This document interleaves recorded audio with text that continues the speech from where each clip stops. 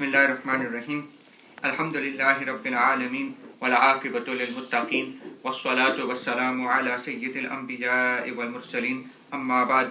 فقد قال رسول الله صلى الله تعالى عليه وسلم خصال الخير 360 خصلة إذا أراد الله بعبد خيرا جعل فيه خصلة منها يدخل بها الجنة. قال أبو بكر رضي الله تعالى عنه يا رسول الله أفي شيء منها؟ قال نعم جمعا من كل أو كما قال النبي عليه الصلاة والسلام. Respected elders, brothers in Islam, what I have just read to you is a hadith sharif which Imam Jalaluddin Suyuti rahmatullahi alayh has reported in Tariq al-Khulafa. Tariq al-Khulafa translates as the history of the caliphs. It is a beautiful book charting the early life, teachings and contributions of the Khalifas, of the Khulafa of this ummah, starting from Sayyidina Abu Bakr Siddiq radiyallahu ta'ala anhu and going on for centuries. A beautiful book and a very concise and very useful account of what the early ulama, early scholars, early leaders of our ummah were like. In this particular book, Imam Jalaluddin Suyuti rahmatullahi alayh relates one hadith of our Prophet sallallahu ta'ala alayhi wa sallam, in which our messenger said, خِصَالُ الْخَيْرِ ثَلَاثُ مِئَةٍ وَسِتُّونَ خَصْلَةٍ. That if you were to count the good qualities that a person might have, those kind of qualities that we think of khair, those kind of characteristics that we think are good in people, if you were to count them, then they amount to 360. Things like, for example, we know that honesty is a good sifa, a good attribute to be found in a person. That's one khasla, one attribute. Humility. This is another great quality that can be found in people. This is the second one.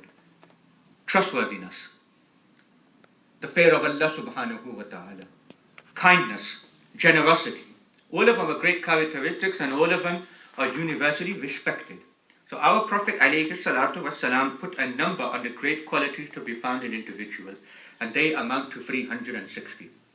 Our Messenger alayhi salatu wasalam went on to say, إِذَا أَرَادَ اللَّهُ بِعَبْدٍ خَيْرًا جَعَلَ فِيهِ خَصْلَةً مِنْهَا يَدْخُلُ بِهَا الْجَنَّةِ. If Allah subhanahu wa ta'ala wants good for a certain individual, when He wants khair for His servant, then all He needs to do is that out of those 360, He only needs to give one of them to a person, and because of that one characteristic, that will be sufficient for him to enter into Jannah. Only one of them is so powerful on its own, let alone the 360. Just one of them is sufficient for a person to lead him to the path towards Jannah. This is what our Prophet alayhi salatu wasalam tried and instructed to us all. So from this we can understand that, look, everyone has some good qualities in them. Unfortunately, a lot of the time, in most of the time in fact, we spend in trying to look at the qualities we don't have.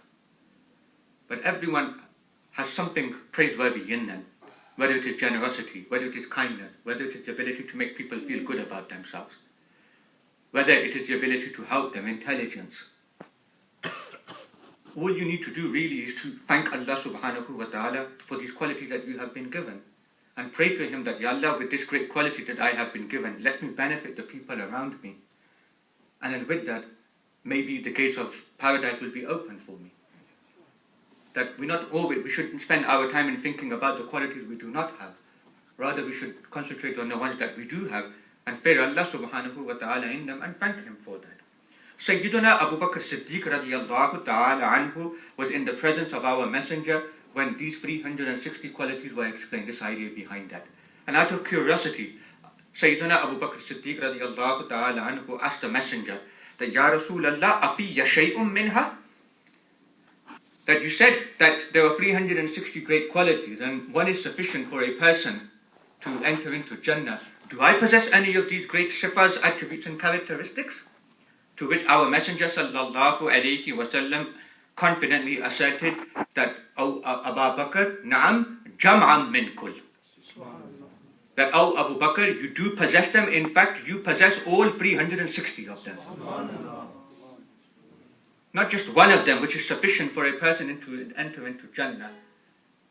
but you in fact have all of them. And that is why you have heard the hadith before as well, is when the Prophet sallallahu alaihi wasallam said that the strength of the iman of Sayyidina Abu Bakr Siddiq outweighs the iman of all of the entire ummah.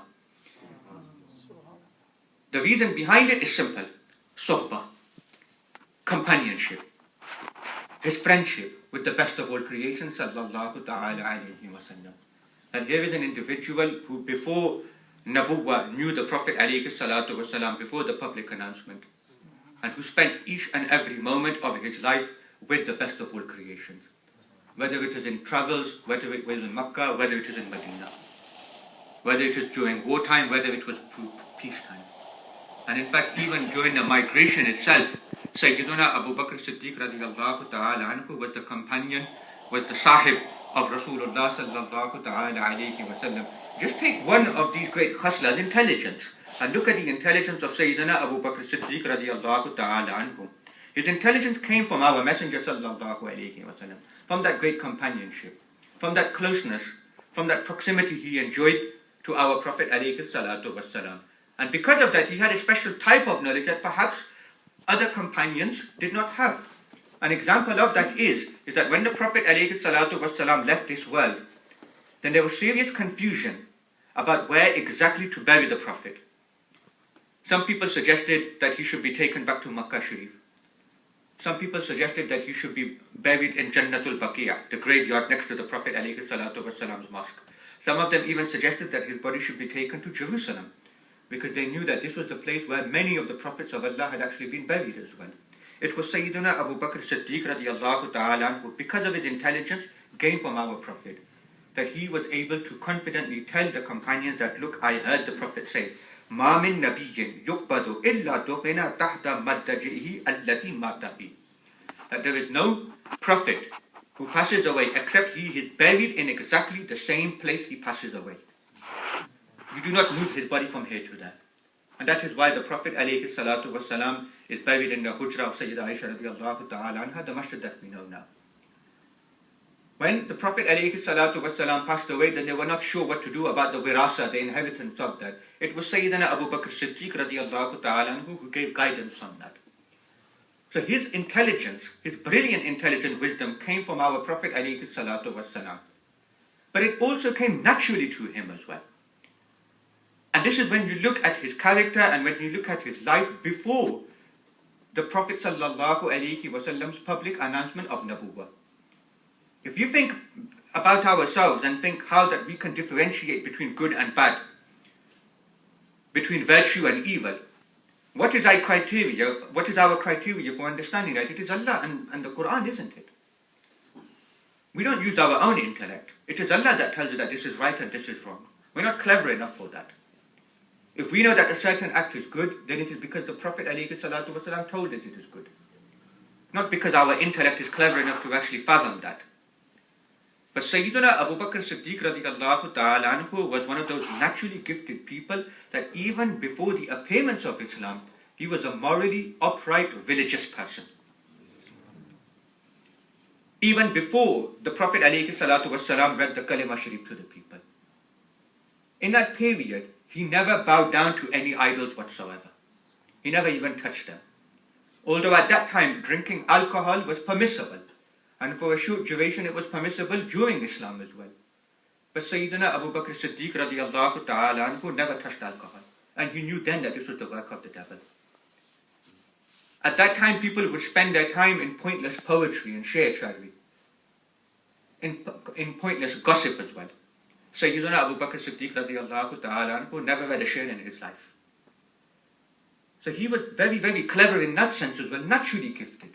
Not just because of the guidance of the Quran, of Allah and His Messenger sallallahu ta'ala alayhi wa sallam. And that is why we speak so highly of him. And that is why when we talk about the contributions of the great people of our religion, then after the Anbiya Kiram, certainly and without any doubt whatsoever, it is Sayyiduna Abu Bakr Siddiq radiallahu ta'ala anhu, whose name is right at the top. When we look at the Awail, when you look at the Awail literature, and Awail in Arabic means the list of first, the first person to do this, the first person to do that. It is Sayyiduna Abu Bakr Siddiq radiallahu ta'ala anhu who has the greatest list. He was the first man to accept Islam. He was the first one to become a Muslim. He was the first person, subhanallah, to read salah with the Prophet alayhi salatu wasalam. Imagine that honor. That the first person to actually pray namaz with our Prophet alayhi salatu wasalam. Our messenger gave a long list of people who were guaranteed Jannah during their lifetime. 10 people. The Ashara Mubashara, what we call. Sayyidina Abu Bakr al-Siddiq radiyallahu ta'ala anhu is at the top of this list. Abu Bakr fil Jannah. The Prophet ﷺ said he was the first to preserve the Quran during his caliphate. And in fact, during the lifetime of our Prophet ﷺ, he was also the first to memorize the Quran as well. So this list of first goes on and on and on. And that is why we are indebted to his contribution. And I will conclude with a beautiful narration, again taken from Tariq al-Khulafa, in which we realize how much love, compassion and admiration our messenger had for Sayyidina Abu Bakr Siddiq radiyallahu ta'ala anhu. And if he had this much love and admiration, then certainly it is incumbent and compulsory upon us to respect this beautiful and perfect companion of our messenger sallallahu alayhi wa sallam. Sayyid ibn Jubair radiyallahu ta'ala anhu, Sayyidina ibn Umar radiyallahu ta'ala anhu, he reports that in the presence of our Prophet sallallahu alayhi wa sallam, that beautiful verse from Surah Fajr was recited. Ya ayyatuhan nafsul mutma'inna. Oh, the mutma'in nafs, the content soul. Irji'i ila rabbiki radiyatan mardiyya. Return to your Lord happy. This is the verse was actually recited to the Prophet sallallahu ta'ala alayhi wa sallam, which talks about when a person dies, when a person has been good, then his soul is enlightened and yearning to return to Allah subhanahu wa ta'ala. When it was recited in front of our Prophet alayhi salatu wasalam, Sayyidina Abu Bakr Siddiq radiyallahu ta'ala anhu heard this. And he said, Inna haza la hasanun. That wallahi, by God, this is a beautiful verse. That how much comfort and how much astonishment do we actually derive from this beautiful verse from Allah subhanahu wa ta'ala. To which our Messenger sallallahu alayhi wa sallam said, Ama innal malaka sayakulu laka indal maut.